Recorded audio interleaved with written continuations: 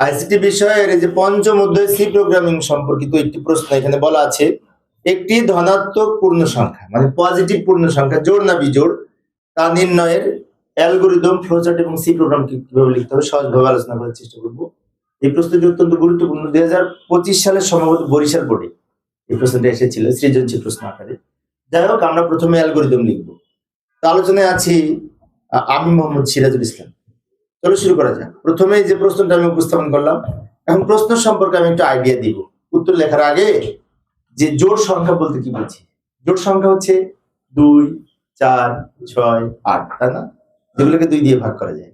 তাহলে একটা সংখ্যা জোড় না বিজোড় তা নির্ণয়ের নিয়ম হচ্ছে ওই সংখ্যাকে 2 দিয়ে ভাগ করতে হবে। 2 দিয়ে ভাগ করে কোন সংখ্যাকে 2 দ্বারা ভাগ করে ভাগশেষ যদি শূন্য হয় তাহলে ওই সংখ্যাটি জোড়।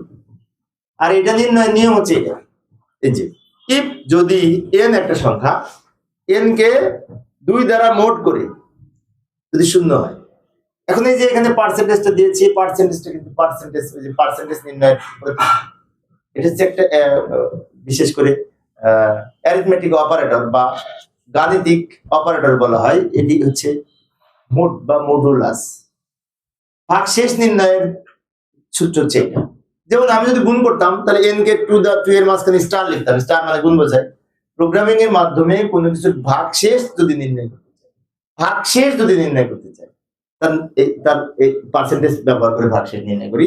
আর এই পার্সেন্টেজটাকে মোড বলে। তাহলে আমরা এটা পড়বো কিভাবে? n mod 2, এখানে ডাবল ইকুয়াল টু ব্যবহার করা হয়েছে, অ্যাসাইনমেন্ট অপারেটর হিসেবে ব্যবহার করা হয়েছে। সেজন্য আমাদের এই রিলেশনাল অপারেটর, এটা রিলেশনাল অপারেটর হিসেবে ব্যবহার করলে আমাদের ডাবল ইকুয়াল টু হয়। এর ব্যাখ্যা আরো দিব, সবার সাথে প্রোগ্রাম লিখতে শুরু করি। এটা যদি সত্য হয় তাহলে জোড় হবে, মিথ্যা হলে বিজোড় হবে। তো যাই হোক, আমি মূলত যে এখান থেকে যেমন আরেকটা উদাহরণ দিচ্ছি, এই যে 12 সংখ্যাটি জোড়। কেন জোড়? 12 সংখ্যাকে যদি 2 দিয়ে ভাগ করি তো ভাগশেষ শূন্য হচ্ছে। ভাগ ফল কত হচ্ছে? এটা ফ্যাক্টর না, ফ্যাক্টর হচ্ছে ভাগশেষ যদি শূন্য হয় তাহলে জোড়।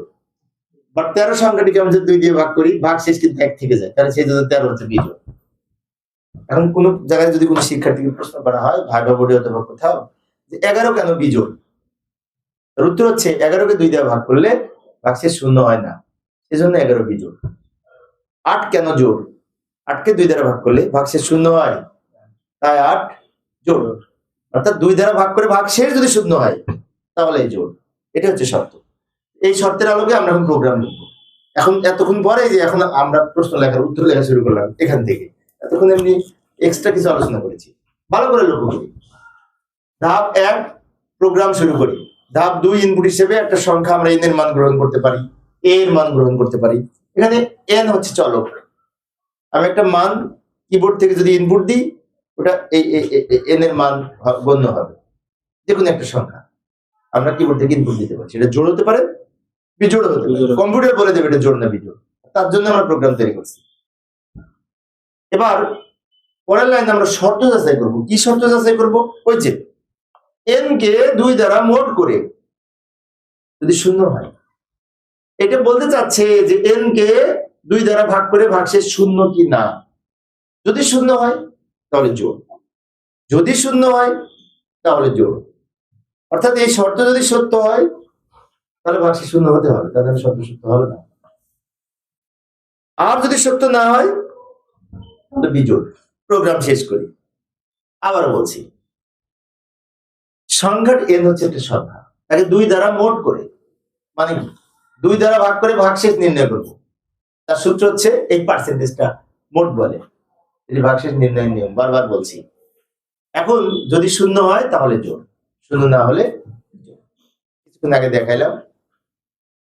এখন ফ্লোচার্ট অঙ্কন করবো ডান দিকে। ফ্লোচার্ট হচ্ছে চার্ট শুরু করার জন্য এই প্রতীক, এর মধ্যে লিখবে স্টার্ট। এরপরে ইনপুট হিসেবে n এর মান। ইনপুট মানে কি? এই যে এরকম বাঁকা সামান্তরিক প্রতীক, এর মধ্যে লিখবে ইনপুট n, ইনপুট n। এরপরে এই এখানে যাচাই করার জন্য সিদ্ধান্ত প্রতীক। এই প্রতীকটা কিন্তু সিদ্ধান্ত প্রতীক, কোনো কিছু যাচাই করার জন্য ইয়েস নো, কোনটা ইয়েস হবে কোনটা নো হবে এগুলো নির্ণয় করার জন্য আমরা এই প্রতীক ব্যবহার করব। এই প্রতীক এর মধ্যে লিখবো, একটু ছোট করে লিখলাম এটা আমি, n mod 2 double equal to 0।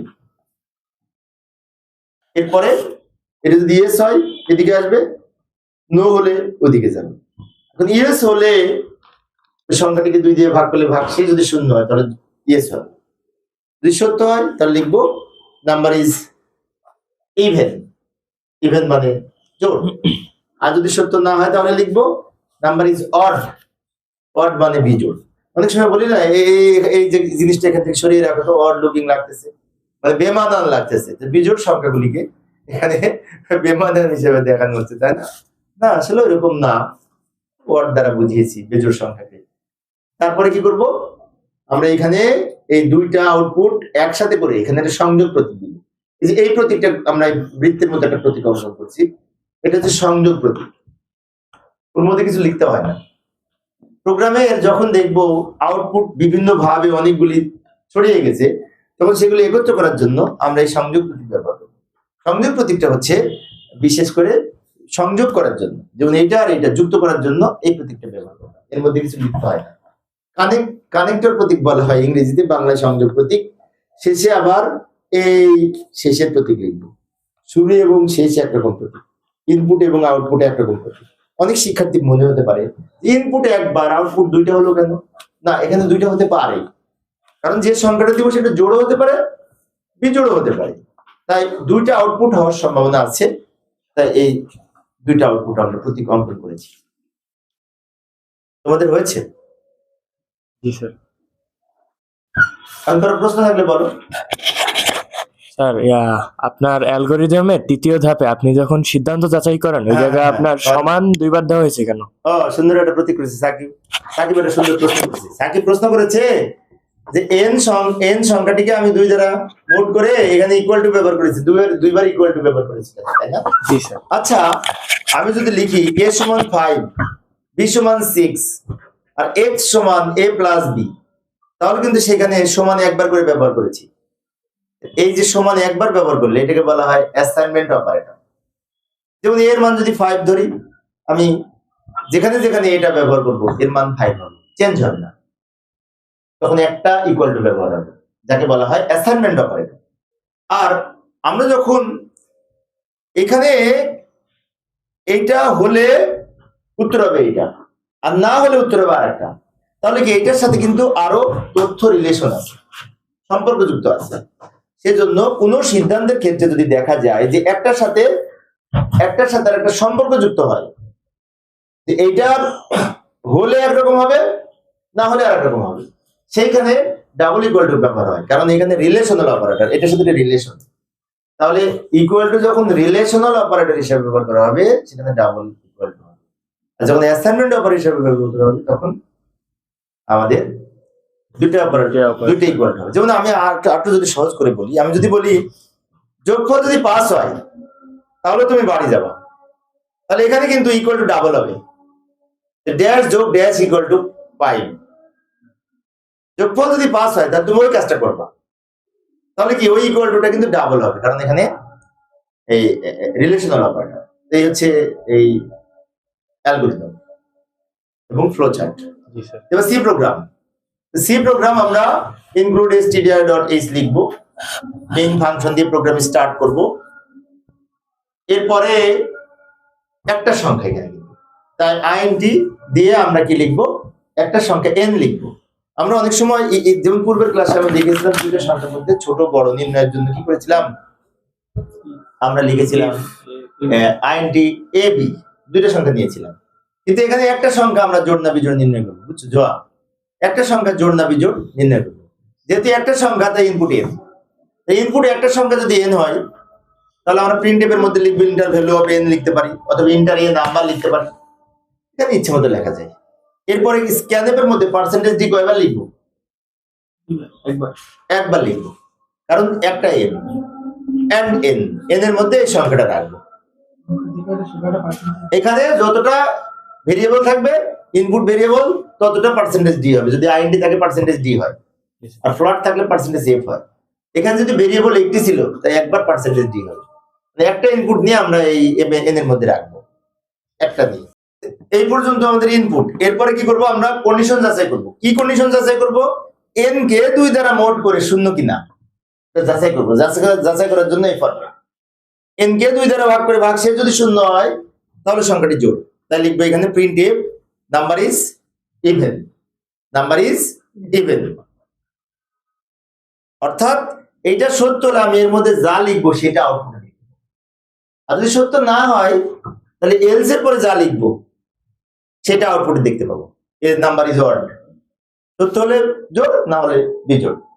এরপরে প্রোগ্রাম শেষ করব। এখন এটা লেখার পরে যদি আমি আউটপুট দেখতে চাই, এটা লিখে যথাযথভাবে সেভ করে আমি যদি আউটপুট দেখতে চাই, কম্পাইল করে যখন রান করব তখন এই আউটপুটটা দেখতে পাবো। প্রথমে এই লাইনটা দেখতে পাবো, ইন্টার এর নাম্বার, ওই যে পেলাম। তবে একটা নাম্বার দিই, মনে করি 14। তবে ইন্টারে প্রেস করার সাথে সাথে এই লাইনটা দেখা যাবে, কম্পিউটার বলে দিল আমি যখন প্রোগ্রামটা রান করবো তখন এই লাইনটা দেখা যাবে। আমি একটা সংখ্যা দিলাম যেটি এর মান, এবার 14 দিয়েছি, তাই বলেছে কি নাম্বার ইজ ইভেন, মানে জোড়। যদি 13 দিতাম তাহলে বিজোড় দেখা যেত। এখন তোর কোনো প্রশ্ন থাকলে বলো। স্যার আমার একটা প্রশ্ন ছিল। বলো জো, আর কি প্রশ্ন? স্যার পার্সেন্ট ডি একবার কেন স্যার? পার্সেন্টেজ ডি, আচ্ছা সুন্দর একটা প্রশ্ন করেছে। পার্সেন্টেজ ডিটা হচ্ছে ফরম্যাট স্পেসিফায়ার। পার্সেন্টেজ ডিটা হচ্ছে ফরম্যাট স্পেসিফায়ার। পূর্ণ সংখ্যা ডেটা ইনপুট নেওয়ার জন্য এবং পূর্ণ সংখ্যা কোনো ডেটা আউটপুট আকারে প্রকাশ করার জন্য পার্সেন্টেজ ডি ব্যবহার করতে হয়। এইখানে যেহেতু এখানে আইএনডি দিয়ে একটা এন লিখেছিলাম, এখানে ভেরিয়েবল কয়টা? একটা, সেজন্য পার্সেন্টেজ ডি একবার হয়েছে। এই স্ক্যানএফ হচ্ছে ইনপুট ফাংশন। স্ক্যানএফ এটা হচ্ছে কিবোর্ড থেকে ডেটা ইনপুট নেওয়ার একটা স্টেটমেন্ট। এটা সূত্রটা হচ্ছে স্ক্যানএফ, তারপর লিখবো percentage d and variable, percentage d and variable. এখানে যদি একটা ভেরিয়েবল, তাই একবার পার্সেন্টেজ ডি লিখেছি। অর্থাৎ একটি পূর্ণ সংখ্যা ডেটা ইনপুট নিয়ে এন এর মধ্যে সংরক্ষণ করা হবে। আর পার্সেন্টেজ ডি এর মাধ্যমে যে ইনপুট নিবে ওটা কম্পিউটারে 16 বিট বা 2 বাইট জায়গা দখল করবে। আমি যদি এখানে প্লট লিখতাম, এখানে পার্সেন্টেজ এফ হতো, তখন 32 বিট বা 4 বাইট জায়গা দখল করবে। সেজন্য percentage d, percentage f, percentage c, percentage l f, এগুলো সব ফরম্যাট স্পেসিফায়ার বলে। বুঝতে পেরেছো? জি স্যার। ঠিক আছে, সবাই তুলে দাও, পরে আর একটা করাবো।